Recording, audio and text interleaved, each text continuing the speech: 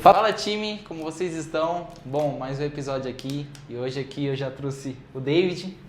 Monstro. E aí, David, você tá bom? Sempre muito bem. Estamos aqui com ele já. E David, se apresenta pra galera aí quem que é você aqui na barbearia. Pessoal, meu nome é David Pereira, sou o fundador da Know-How, aonde que o Jota hoje atualmente está trabalhando. Sou barbeiro há 13 anos, são 13 anos de história, são 13 anos de muita experiência. E hoje a gente vai trazer alguns insights para vocês aí, né? Trazer algumas coisinhas que nos fez chegar no resultado que a gente tem hoje, né? Chegar num nível que ainda eu considero pequenininho, mas que tá um pouco acima da média já. É isso, vamos embora então. Bom, e aí David, você já se apresentou pra galera. Queria que você contasse onde você começou tudo isso que é hoje. Tudo que é a barbearia hoje. Bom, eu comecei a cortar cabelo em 2015 para 16. Eu tinha, se eu não me engano, 15 para 16 anos também. Mas é a mesma idade que eu comecei. Isso. E essa época, a barbearia ela me chamou a atenção por conta de eu ter um sonho desde quando eu morava em Campinas, né, cara? O barbeiro cortava meu cabelo, eu gostava muito de ver ele cortando. Eu pensei que você era daqui. Não, eu nasci em Monte Alto, só que eu vivi 15 anos em Campinas. Ah, tá. Ou seja, quando eu vim pra cá, eu comecei a cortar cabelo. Sim. Então eu comecei com uma brincadeira, como todo mundo, só que eu comecei querendo raspar a cabeça dos caras do interclasse, todo mundo ia raspar a cabeça. Nossa. Os caras estavam querendo pagar o barbeiro, eu falei que eu sabia, se colocando em zona de risco. Mas você sabe cortar mesmo? Eu falei, sei, e nunca tinha relado a mão na máquina. Já vai, já? Depois daí, nunca mais parei. Não tive nenhuma parte de desistir, desânimo, nunca tive essas Nunca? coisas. Não, nunca tive. Acho que é porque no começo da profissão a gente leva a barbearia como hobby ou como uma brincadeira. Eu creio que você também fez muito isso no começo.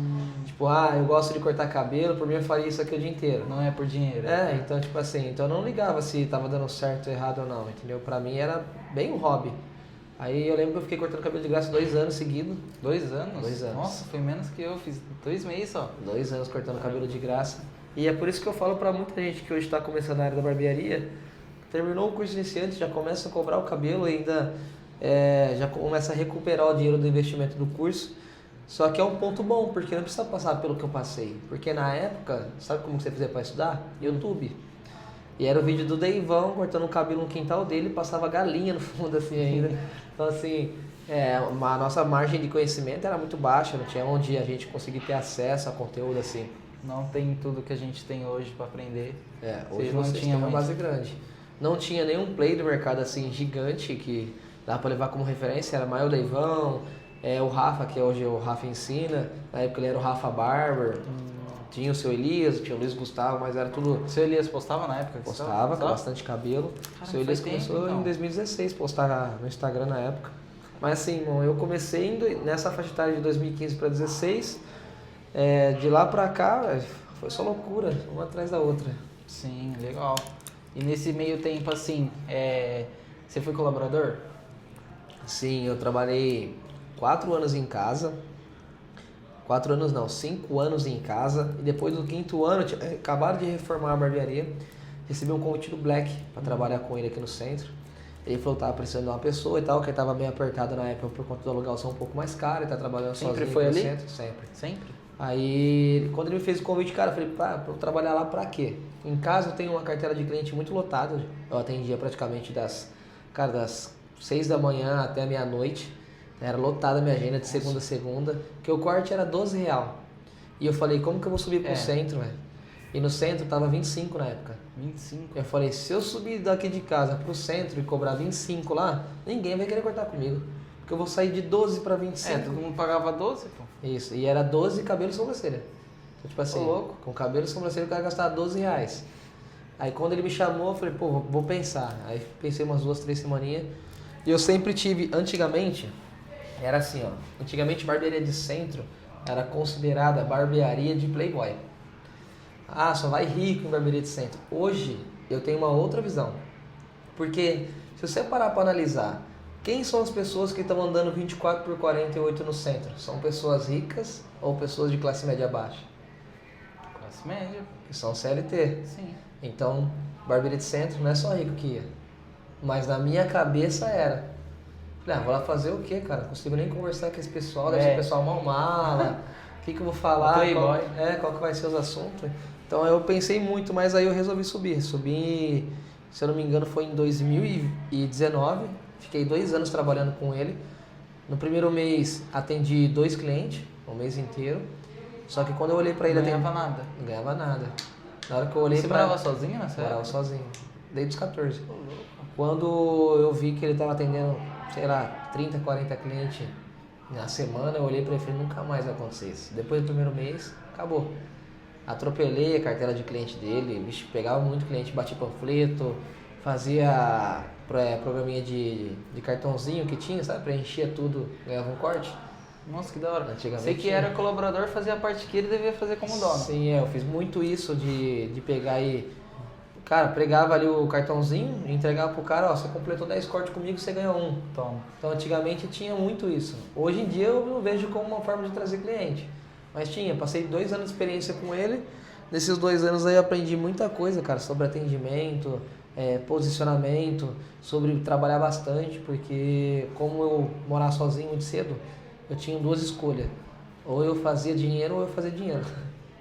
Entendeu? Então não tinha que ficar achando que tinha outra opção. Então ali eu comecei a trabalhar um pouco mais, porque ali eu tinha que pagar aluguel para ele também. Então o que eu fazia? Eu entrava lá 3h30 da manhã, 4, eu tenho até foto e vídeo, depois você coloca para o pessoal ver, das 3 a 4 horas da manhã até mais ou menos 10, 11 horas da noite, atendia 30, 25 cabelos no dia. E hoje em dia ninguém faz isso. Por quê? E a tua cartela inteira era... Tinha cliente 3 horas da manhã? Eu tinha cliente por conta desse horário, mano. Porque eu era conhecido assim, vou cortar no barbeiro que atende 5 horas da manhã. Então isso começou a virar uma forma de fazer marketing. Porque eu era esperto, o que eu fazia? Eu vi que todos os barbeiros entravam às 9 ou às 10, ou até meio-dia. Eu tava desde as 5 postando cabelo nos stories. Tava todo mundo falando, pô, tu tá cortando cabelo desde as 5? Foda, alguém corta cabelo às 5 horas da manhã, né? Acho que... E eu fazia uma coisa que eu achava que dava resultado e me trouxe muito resultado também. Que era o quê? Cliente novo, eu não marcava tipo 5 horas da tarde, 4, às 9. Eu fazia questão de marcar os caras às 5. Porque ele ia lá e eu falava pra ele, irmão, você tem noção, você tá vindo cortar cabelo comigo 5 horas da manhã? É que a minha agenda é extremamente lotada. Então eu criava escassez na cabeça desse cara. Sim. Ele falou, pô, tô cortando cabelo com um barbeiro que tem agenda super lotada. Isso aí me autovalorizava. Então todos os clientes que eu fiz, novo, todos eles vinham 5 ou 6 da manhã. Quando não, às 4. Entendeu? Era sempre pra valorizar você. Porque se quer ou não, ele ia pensar, nossa, mano, agenda logo com esse cara, senão eu vou perder meu horário, né? E era bem assim, porque final de semana, antigamente, tinha pacote, então chegava final de semana, todo mundo queria cortar o cabelo. Na época, R$25, cara, o cara cortava o cabelo aí 4 vezes no mês. Tinha cliente que cortava comigo, cortava 6, 7 clientes no mês. Então já era cultura na época da barbearia, né? Sim. Pra quem não sabe, aí o David hoje ele não corta mais cabelo. Corta uns aí, cortou uns ali, mas, né? Bem minha boca. Ele não corta mais cabelo, agora ele é gestor, né, Dê? Então, eu queria que você passasse uma visão sobre por que você parou de cortar cabelo pra virar gestor. É porque assim, quando você tá atrás da cadeira, você olha o cabelo e o cliente de uma forma. Eu falo para todos os meus alunos que o que aconteceu comigo foi o seguinte, eu olhava meu cliente na época e eu não sentia mais vontade de atender aquele cara. Por quê? Porque eu estava exausto de trabalhar e não ver resultado. Sim. A maioria dos barbeiros hoje é ansioso por conta disso. Ele trabalha e não vê resultado. Só que eu estava querendo ver resultado de longo prazo. Porque assim, a ansiedade é estresse de futuro. Sim. Então eu queria adiantar o que era para fazer em 5 anos, eu queria fazer em 2 dias. Entendeu? Todo barbeiro é assim. Todo barbeiro é assim, então... Só que eu me culpava. Então o que acontecia? Eu começava a olhar meu cliente atrás da cadeira, eu não atendendo mais esse cara com vontade. Eu falei, mano, o que me trouxe até aqui foi o cabelo. Por que eu não tô conseguindo atender mais cara? Aí que começou? Eu comecei a tirar um pouco a minha qualidade técnica. Comecei a diminuir a qualidade técnica nos clientes para os outros, para eles enxergarem outros colaboradores. Eu comecei também até a diminuir a minha agenda durante a semana, então eu cortei a segunda, depois cortei a terça, a quarta, a quinta. Não, pera aí, você diminuiu sua qualidade técnica pra você mandar cliente para outros colaboradores? Porque na época era Que nível, eu, véio? Aldair, Pablo, Wesley e o Gabriel. Então assim, por mais que eles eram bons, eu ainda tinha mais experiência. Então o meu corte de cabelo sim ficava melhor, não tinha como. Evoluíram tecnicamente, Aí chegou a outra parte. Não adianta você ser bom tecnicamente. As pessoas queriam cortar com o David. Já não era mais técnica, era um nome. É tipo você tirar foto com o Neymar, entendeu? Tipo uma marca. É uma marca. Então eles só queriam estar sentado na minha cadeira e tirar foto comigo. Só que chegou uma hora que eu falei, não tem como eu atender 15 e eles atender 5. Então eu comecei a diminuir a qualidade técnica, comecei a diminuir minha agenda na semana. Eu aumentei o preço do meu corte 4 vezes. Na época era 30, eu coloquei 35, aí depois de 2 meses coloquei 40, depois de 2 meses coloquei 50. Mesmo lá? Qual que você já... Aqui? Era aqui? Depois de 50 eu coloquei 55. Na hora que chegou 55, todo mundo correu da minha cadeira. Louco. 55 o corte? 55 reais. Aí todo mundo correu da minha cadeira. Você é louco. E o bom de tudo é que foi tudo para as cadeiras do lado, né? Então, mas olha o nível. Eu quero chegar no nível de um dia, eu tenho que abaixar meu nível técnico pra mandar cliente pra outra pessoa, outro colaborador, velho. Porque é o que eu te falei, ó, e essa transição de você sair da cadeira para você ficar focado só em parte estratégica, não é sobre você, entendeu? É sobre as outras pessoas. Porque meu foco era, você está trabalhando comigo hoje, o quanto que eu posso proporcionar de experiência para você conseguir crescer aqui dentro. Porque não tem... Qual que é a lógica de eu abrir uma barbearia, deixar você trabalhando e pronto? Então, para mim crescer alguém, o que eu precisava fazer? Crescer primeiro. Eu precisava crescer primeiro. Só que esse crescer primeiro era questão de mentalidade, não de profissional. Sim. Na parte profissional, eu tinha que fazer eles crescerem. Porque se eles crescessem, eu automaticamente ia usufruir desse crescimento. Como? Porque eles iam ter mais cliente, ia ter mais autoridade, mais credibilidade com os clientes. Então, por isso que hoje a gente trabalha muito a questão de posicionamento de vocês. Pega no pé para treinar, pega no pé para postar. Porque se vocês se posicionarem dessa forma, os caras não vão olhar o dono. Hoje não olha o dono, olha a marca. Sim. Mas tem ainda barbeiro aqui dentro da barbearia que eles têm um nível técnico maior. Mas como que a gente faz para quebrar esse nível técnico maior? Autoridade, posicionamento. Então a gente se preocupava com camisa, com tênis, com calça, com foto no Instagram, postagem, ambiente. Tudo esses pequenos detalhes foi o que a gente fez a gente trazer bastante resultado. Aí agora que eu entrei nessa parte de ficar, que faz 2 anos hoje que eu não corto mais cabelo, não mudou nada, irmão. É a mesma coisa sempre. A única diferença é que eu parei de pegar na máquina. Mas a maneira de trabalhar continua a mesma, que é fazer vocês crescerem cada vez mais. É que assim, Alde, na minha opinião, hoje em dia existe muito dono de barbearias por aí que quando para de cortar cabelo se acomoda muito. Sim. Que nem... Eu mesmo, eu achava que você era assim, vamos supor. Que, tipo, depois que eu comecei a acompanhar você no Instagram, eu vi que era totalmente diferente. Porque, mano, pensa assim, uma barbearia desse nível, que o faturamento que a gente alcança, se você pegar um cara que não entende de barbearia, ele vai falar, mano, você é louco, o dono tá lá em casa, só curtindo, pá. Sim. Mas se pegar o David, acorda mais cedo que a gente, tá na barbearia faz mais coisas que a gente, praticamente. Tem muito barbeiro que se acomoda, né, nessas coisas assim, né? É porque assim, hoje a pessoa olha muito a questão do trabalho braçal. Então, o barbeiro, quando ele para de cortar cabelo, ele tem que entender que o propósito dele dentro da barbearia agora é fazer ela crescer, seja de qual forma. Seja faturamento, escala, proporção, quantidade de cadeira. E aí, algumas pessoas vão olhar e falar assim, o que ele faz é fácil. Eu já escutei muito isso. O que o David faz é fácil. Pra mim isso é muito bom. Porque se fazer o que eu faço é fácil, por que ninguém tá fazendo? Essa que é a pergunta que eu sempre faço. Outro ponto também, que as pessoas olham muito elas estão olhando o que você está fazendo e tem uma imagem muito pesada sua de quando você era barbeiro. E todo mundo pergunta hoje, vou fazer um cadastro em qualquer lugar, fala, qual que é a tua profissão? Eu falo barbeiro. Eu não falo empresário. Porque o que me trouxe aqui foi a barbearia. E eu continuo sendo barbeiro. Então eu me apresento como barbeiro em qualquer lugar que eu vou. Você trabalha com o quê? Eu sou barbeiro. Legal. Então, aí eles colocam empresário, autônomo e tal. Mas a parada de... parece que o cara parou no tempo. Existe pessoas que parou no tempo e existe pessoas que estão aprendendo a sair do operacional, entendeu? Sim. O cara saiu e está aprendendo a fazer a rotina dele.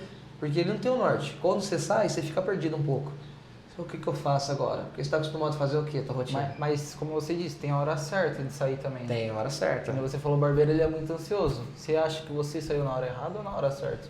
Eu não considero a hora certa, eu não considero a hora errada. É que quando eu saí, o nosso faturamento estava muito baixo. Na época a gente faturava 50 mil, a gente estava com 6 cadeiras. Só que assim, 50 mil sobrava 5 mil reais por mês de margem de lucro. Ou seja, esses 5 mil, 1.500 era meu salário. Porque como eu não cortava cabelo, eu tirava um salário de 1.500 reais. O que eu tive que fazer para passar por isso? Abaixar meu custo de vida pessoal durante muito tempo, para eu viver com 1.500 reais, para o restante que ficasse, os 3.500 ficasse de caixa para barbearia. Nossa, aí que difícil. Então, assim, hoje em dia é diferente. Se eu sair, vamos supor que eu estou saindo agora, com faturamento de 100 mil, me sobra 20 mil reais de margem de lucro, pô, eu tiro ali 10 mil reais, ou seja, 7 mil reais para mim, é um bom prolabore, é um bom salário. Sim. Entendeu? E eu guardar o restante no caixa, para mim tá uma boa. Mas antes não. Então, assim, eu acho que eu saí na hora certa, só que com o faturamento errado. Legal. Eu devia ter esperado o faturamento que eu achava que eu conseguia tirar pelo menos um dinheiro maior. Porque o que aconteceu, irmão? Eu deixei de comprar carro, deixei de... A minha casa, eu fui ter televisão em casa esse ano. Então, assim, eu não, as TV, todas as TV que estão no salão aqui, todas elas, as grandonas que tá aqui, é da minha casa. Porque eu tirei da minha cozinha, eu tirei da minha sala, eu tirei do meu quarto. Então eu tive que abaixar meu custo de vida para conseguir sair da operação. Colocar barbearia em prioridade. Isso. Porque chegou uma hora que eu olhei e falei assim, a minha única maneira de trabalhar hoje é sob pressão. É por isso que hoje a nossa cultura é tão forte com pressão. Eu falei, eu preciso sair e me colocar na margem de erro. Quanto mais tiver pressão nas minhas costas em fazer os caras crescer, em precisar de cliente, eu me movimento mais. Então, quando faltava cliente, eu não tinha cliente, eu entregava panfleto todo dia. Eu fazia vídeo, fazia história, muita coisa. Então, assim, isso aí me colocava uma pressão nas costas para trazer cliente para eles. No entanto, que foi essa relação que nos trouxe até aqui, pressão. Essa cultura forte de vamos fazer, tem que ser feito, não tem desculpinha.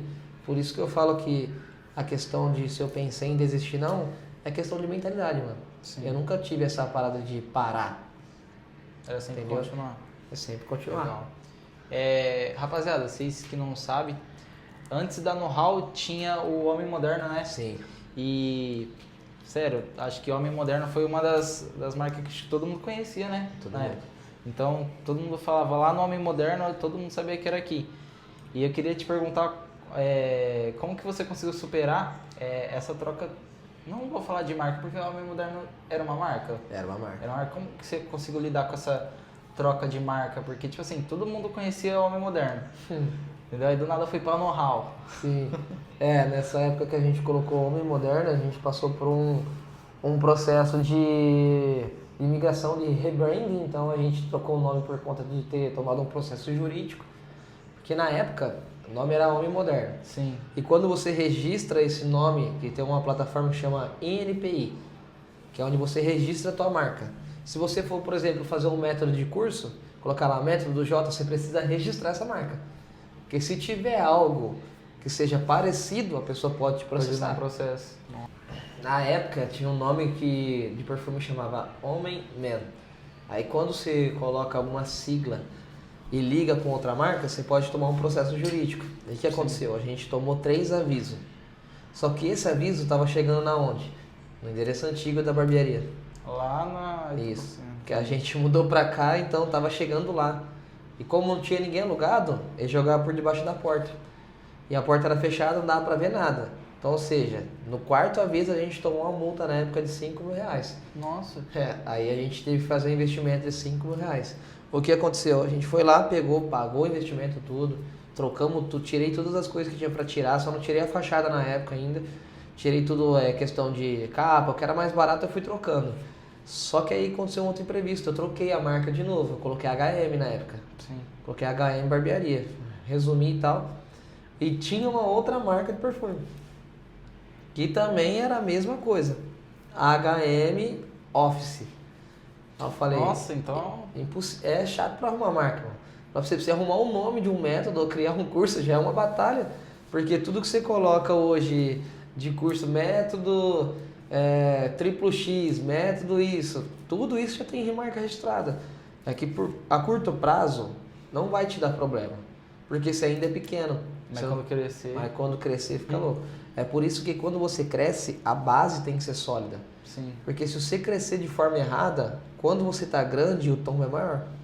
É aquela velha história, né? Quanto maior você fica, mais grande é o tombo. Sim. Então aí eu fui reestruturando. Quando eu coloquei HM, já consegui, chegou o primeiro aviso, eu já retirei a marca, falei, não vou nem fazer nada, eu vou primeiro fazer pesquisa, vou cadastrar em cada categoria lá para ver se eu consigo correr dessa parte do NPI. Só que aí, graças a Deus, nos primeiros 5 meses eu consegui ter a resposta que essa marca não dava para trabalhar também.